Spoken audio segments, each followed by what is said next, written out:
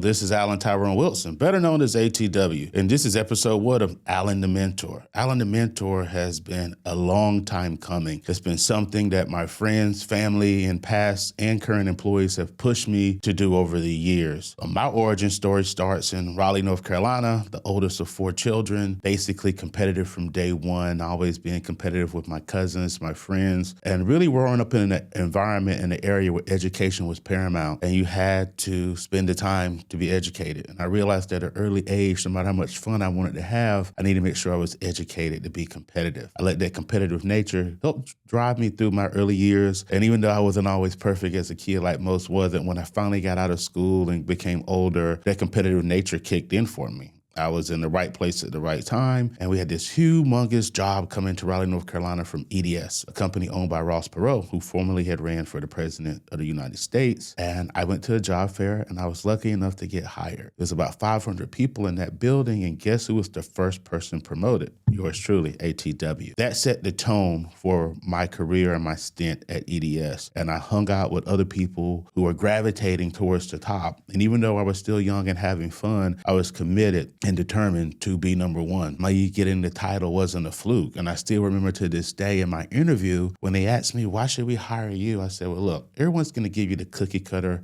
answer. And that is, I'm dependable. I'm a hard worker. I'm a go-getter. But my answer was so unique that even to this day, when I talk to the guy who hired me, we laugh about it. And my answer was, you'll be crazy not to. I'm the best thing you got going, and I'm the best guy that you're going to talk to. And they couldn't believe I said it, but you know what? I said it and I believed it because I've been there for several weeks. I was able to check out the environment, see who was my competition, and I was honestly in my mind knew that I could come to the plate and I could deliver. So I said it. And next thing you know, I was promoted to the first team leader in the building. And from there, I got an opportunity to start a new division and get seen by some heavyweights within the organization. And you never know how long it's going to take for your seed that you plant to really become and come to harvest. And that's what essentially happened. Some of the people that I met earlier in their career later left to other organizations, and they left for a company called APAC Teleservices, which is number one in the contiguous USA at the time in the mid-90s with 96 call centers. They wanted to give me a chance to run my own call center, going from being a number 2 for years, now to being number 1. I said, that's fantastic. And I wanted to try it. Prior to that, I was able to successfully be on the team that Ross Perot had, where we were solving the Y2K bug, and it was a rigorous boot camp style program. It was the first time I'd ever been in anything like that in my life, where you basically had to sign a waiver that you were transferring from your previous or current job within EDS to this systems engineer program. And it was grueling. But they wanted people that were fully committed to the program. And I didn't understand what they meant when they wanted me to sign a waiver. And they were like, look, you're not going to get in this program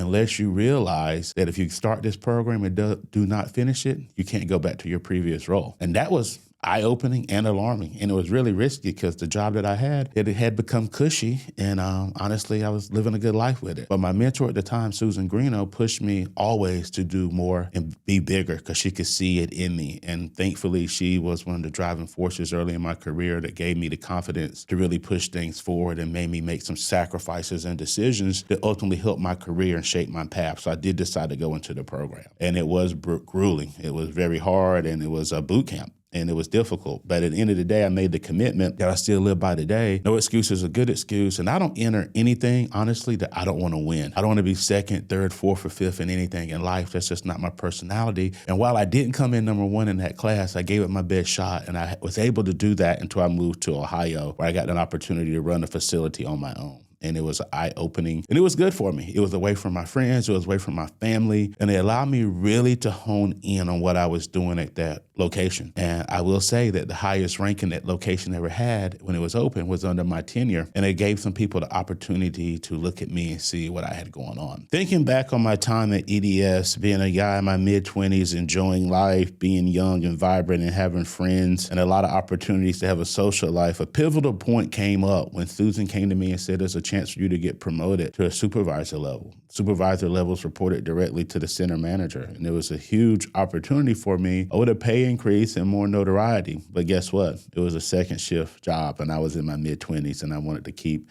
hanging out and doing what mid-20-year-olds do. And Susan sat me down and asked me right then and there, what did I want? Did I want to have fun? Did I want to be like everyone else? Or did I want to take the opportunity that I have and seize the moment? That was a pivotal point for me because it made me really decide then and there that I didn't want to be ordinary. I wanted to be extraordinary. And I was willing to make the sacrifices and took the job. And I took the job and met some great people that I'm still friends with today. I was able to successfully handle the project, and I was able to meet a top-tier executive at AT&T with that project that later helped me in my career when I moved to another operation in Ohio, and I was able to secure some contracts with my location based on that relationship that I was able to nurture. And I understood the power of networking and being able to really understand that sometimes it's not only what you know, but it's who you know, and your network is your net worth. So I go back to that pivotal point, and I ask people now that I'm mentoring or want to mentor, what decision are you going to make? Are you going to take the easy road? Because we often do want the easiest road. Life has gotten to a point now where we go for ease, but sometimes the easy road is so well traveled that everyone's on that road, and the road less traveled is the hard path. And I decided that, again, when I look at some of the people that I looked at and looked up to in life, Kareem, Joe Montana, these people made it happen, and they embodied my concept of no excuse is a good excuse, and no matter what they do, I'm going to make sure things work out for me. Now, when I fast forward to when I'm in the stores, and people don't really go to the malls anymore, but when I'm out and about and I see people that I knew 20 years ago when I moved to Florida, and they say, hey, ATW,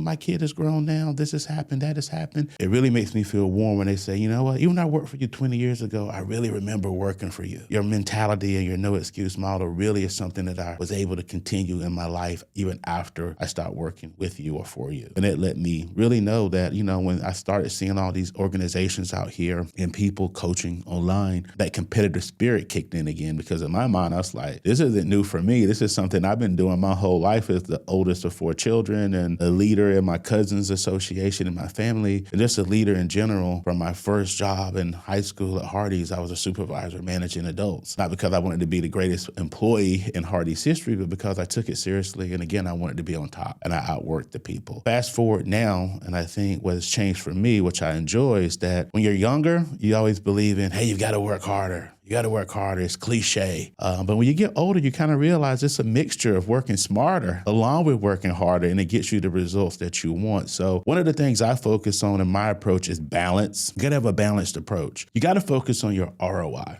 That's your return on your investment. And that return is really determined by you. When you put in your time and your energy into a project or initiative, you got to understand from the beginning, what's the return that you want? And once you determine that return, you got to put in the work to get it, because it's just not going to happen because you want it. And that's what some people fail to realize, that their ROI is really determined by how much you're committed to it. And like some of the other cliche sayings that I do use a lot, but they are true, what's measured is achieved. So when you have a goal and you measure it and you track it, there's a much higher probability that you're going to reach and achieve it. So remember that. In the world of cookie cutter and or characters that are coaching, I want to give you the honest and true ATW. Now, ATW is my split personality that I've been for years, and it's true of who I am. ATW is an amalgamation of cool, calm, and collected, but passionate and aggressive. What you're going to get in working with ATW is someone that's going to really push you where you need to go. And sometimes it's going to be uncomfortable, but at the end of the day, the results that you want have a high chance of being obtained when someone gets the most out of you. And most of us aren't willing to do the most that we can. And you need a mentor or a coach or someone in your life that's going to push you more. What you're going to get out of ATW is someone that's real. I'm not coming to you with a whole bunch of statistics or MIT or proclaiming to be a graduate of Wharton or what have you. I'm coming to you as a graduate of life and a guy who's been in business and owned businesses for years, but did start in corporate America working for a Fortune 100 company in EDS that was owned by GM. So I feel that I do have a very good, as we talked about earlier, a balance of corporate America, infrastructure, procedures, and processes mixed with entrepreneurship, where you understand the ROI and your money's involved and how you've got to make everything work out. So I want to give individuals, be it whether they're working a job, being that they have a business, being they're in a point in their life where they give it a balanced approach and they really focus on the mantra that I use and live by, that no excuse is a good excuse. And I know that sounds cliche, but it's really that. No excuse is going to change the outcome of a situation that you're currently in. And oftentimes we start pointing fingers or making excuses why things didn't happen. And that's really wasted energy. You need to focus on the solutions. And the solutions and putting your time and energy into solutions solutions. And like we talked about earlier, goal-oriented solutions are going to get you where you want to go. And the reality of it is people sometimes don't want to move forward because they're worried about the time. Just stay focused and stay determined. Some people will get to the finish line before you will, but at the end of the day, as long as you finish, that's what counts. Our goal is to finish strong, and then we can improve. Why do you think Apple's been so successful? When you go back and you think about an iPod, no one has an iPod anymore, right? But think about how much money they made with an iPod. Think about an iPhone today and how it looks compared to the first iPhone or the first MacBook. Sometimes people get analysis paralysis, or they get so caught up in trying to be perfect, they don't get things done. So stick with your goals, make sure you finish. And if you do decide to work with Alan the Mentor, I'm gonna push you to get things finished. And when you get things finished, that's okay. We can come back with a version 2, a version 3. We can come up with an iPad and an iPad mini. That's okay. We're going to make improvements over time, but what we are going to do, we're going to set a tone of familiarity with you being successful and you hitting and achieving your goals. And once you hit and achieve your goals, then we can focus on you exceeding your goals. But in the beginning, let's focus on hitting the goals. Let's focus on living a no-excuse life. And let's really focus on coming up with the terms that you are the constant in your life, and the constant in your life can help you get where you want to be. If this episode hit home for you, just don't listen. Take some action. Taking action is the first step in you getting started. Subscribe to the channel. Do me a favor. Leave a comment with your biggest takeaway, what you got out of the thing today, and share it with somebody that you think might get what you got out of it, if not more. If you're serious about leveling up and you're tired of thinking about it and you're ready to get started, connect with me at alanthementor.com and/or Alan the Mentor on IG or Facebook. Let's keep building together. The first step is getting started.